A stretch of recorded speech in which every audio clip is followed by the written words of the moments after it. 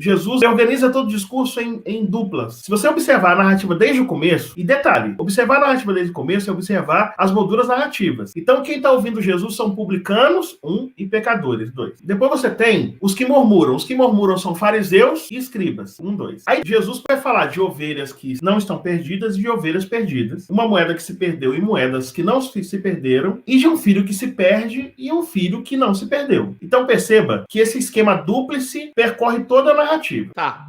2 grupos temáticos, e esses 2 grupos temáticos vão envolver coisas. Por exemplo, você tem as ovelhas, que são o alimento, e as moedas, que são o dinheiro. Olha como a narrativa se encaixa. Um homem tem 100 ovelhas, alguém que tem um número demasiado de ovelhas. Uma delas se perde, então ela pode ir para norte, para sul, para leste, para oeste. Mas eu sei que ela foi para longe, porque quando o pastor a encontra, ele coloca no ombro, porque se ela fizer o caminho de volta, ela não sobrevive o caminho, porque ela foi para muito longe, está muito frágil. Lembremos que o tema é Jesus come com pecadores. Então, o comer, no contexto, é a metáfora, ou a imagem para comer é festejar. E aí vai dizer que ele chama os seus amigos e festeja com eles. Ovelha ali não é igreja. É aquilo que se come, que se você perde, você não tem como celebrar a festa, mas quando você recupera, você tem como celebrar a festa, porque você tem aquilo que fornece carne. A mulher perdeu a moeda. Quando fala da moeda, a mulher vai chamar as amigas para celebrarem com ela, ou seja, vai gastar as moedas. Porque comida é para ser comido e dinheiro é para ser gasto. Perceba, na primeira parábola diz respeito ao alimento, a segunda parábola diz respeito ao dinheiro. E aí, quando vai descrever o jovem que vai embora, ele pede a herança do pai, ele não vai embora imediatamente, ele permanece na casa do pai, usufruindo dos benefícios, e depois parte para uma terra estrangeira. Portanto, ele vai ter contatos interéticos. Lá ele vai gastar com prostituição, vai festejar com seus amigos. Portanto, é uma deturpação do uso do dinheiro e do uso da comida. E vai terminar comendo da comida dos porcos que ele passa a criar. Portanto, ele chega no ápice da desviança, né? Da ideia de se tornar alguém que perde sua identidade. Aí ele tem a ideia de voltar. Perceba que lá na parábola da ovelha, o pastor foi atrás da ovelha. E na parábola da moeda, a mulher foi atrás da moeda. Mas na parábola do filho perdido, o pai não vai atrás do filho. Porque animais e moedas não tomam decisões.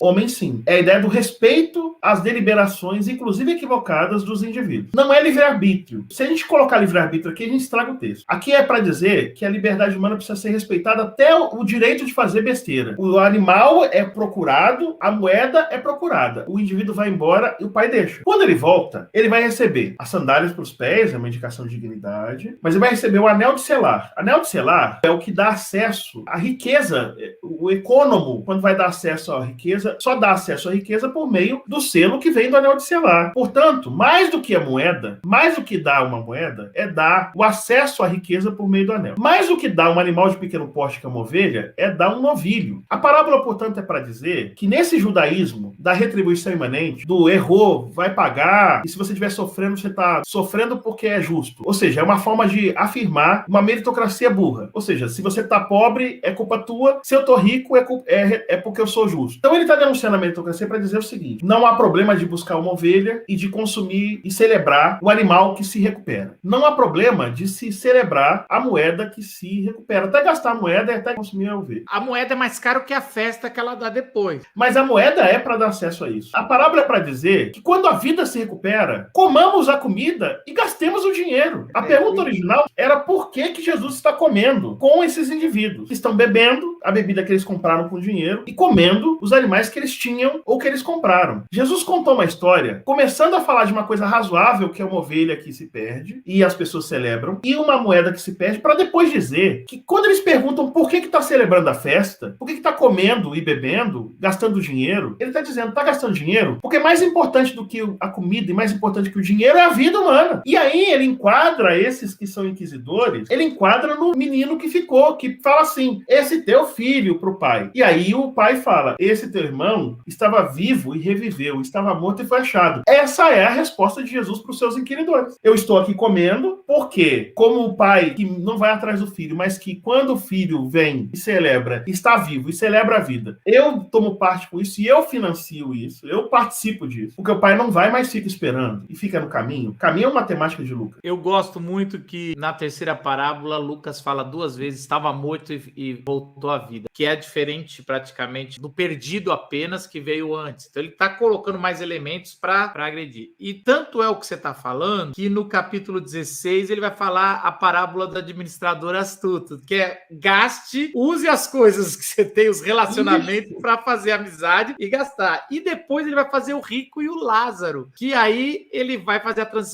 Vocês são fariseus, vocês gostam muito de dinheiro, eu vou contar um negócio sobre bênção de Deus com dinheiro e quem não tinha nenhuma bênção. É muito impressionante. Como você percebe que Lucas fez uma seleção de parábolas de Jesus que falam de dinheiro e que falam de banquete, por uma razão. É porque você tem pessoas de posses na comunidade lucana que compreendem que a sua riqueza foi adquirida por causa dos seus méritos e que entendem que aqueles pobres da comunidade que estão vivendo uma vida precária, que eles são de alguma maneira responsáveis pela sua própria condição social, o que os isentaria da obrigação de darem apoio para esses grupos. E Lucas está tentando convencer, por meio das histórias de Jesus, esses grupos comunitários, de que eles precisam incentivar esses indivíduos que têm posses, que eles precisam cultivar a generosidade do dar por meio da compreensão da graça de Deus, do favor de Deus, do amor de Deus, de entender que a vida humana e a recuperação da dignidade humana é mais importante do que a preservação do dinheiro e a preservação dos bens. Então, ele vai pegar a parábola de Jesus sem mexer nessas parábolas no sentido geral e organizando-as numa sequência para que os membros da sua comunidade entendam que ou eles vão ser generosos ou a comunidade vai morrer. Porque se eles não ajudarem, quem vai cuidar é Deus. E aí, quando Deus cuidar, eles vão estar na posição de perverso. É a parábola do juiz incompassivo, que vai dizer assim, que até um juiz que é mau ouve o apelo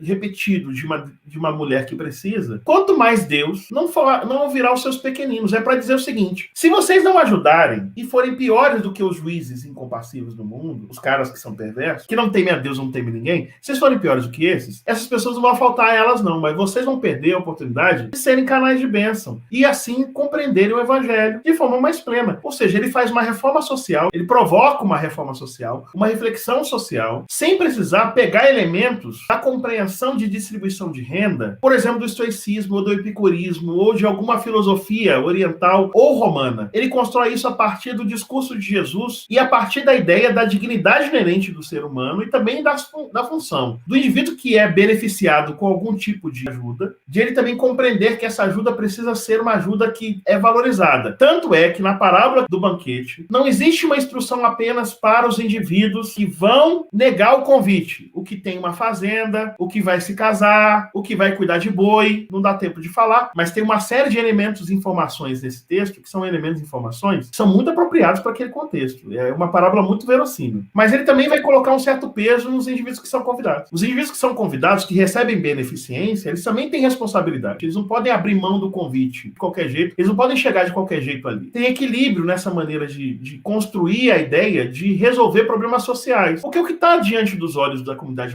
lucana, e encerro dizendo isso, é um problema grave, é um problema de fome, é um problema de crise, é um problema de diferença abissal de renda entre mais ricos e mais pobres, e ele vai tentar resolver isso dizendo que se a comunidade se unir e praticar generosidade, aqueles que estão em condição precária vão ascender socialmente e eles vão ter dignidade por meio da mão de Deus, por meio da mão dos irmãos que têm mais posse. Portanto, parece-me que ele está escrevendo para um contexto citadino, talvez da Ásia Menor, porque a Ásia Menor, no final do século I, tinha essa conjuntura de crise significativa de recursos. É a época de Domiciano, é uma época dos Flavianos, portanto é uma época de dificuldade, de deficiência alimentar. Você encontra indícios de problemas econômicos e sociais muito graves e de um discurso de apoio social que não está apenas na Bíblia, que está também em outros discursos sociais que você encontra nas evidências materiais ou documentais da Ásia Menor desse tempo. Dá para provar que é isso? Não dá para provar, mas é um indício de que você tem uma crise concreta e alguém tratando da crise concreta, como Calvino em Genebra, que tem um problema de um mundo em efervescência, de uma cidade que recebe um monte de refugiados. Então ele constrói no livro Quadro das Institutas uma doutrina social para ajudar a equacionar o problema econômico por meio de princípios espirituais. É uma atualização desse trabalho lucano, né?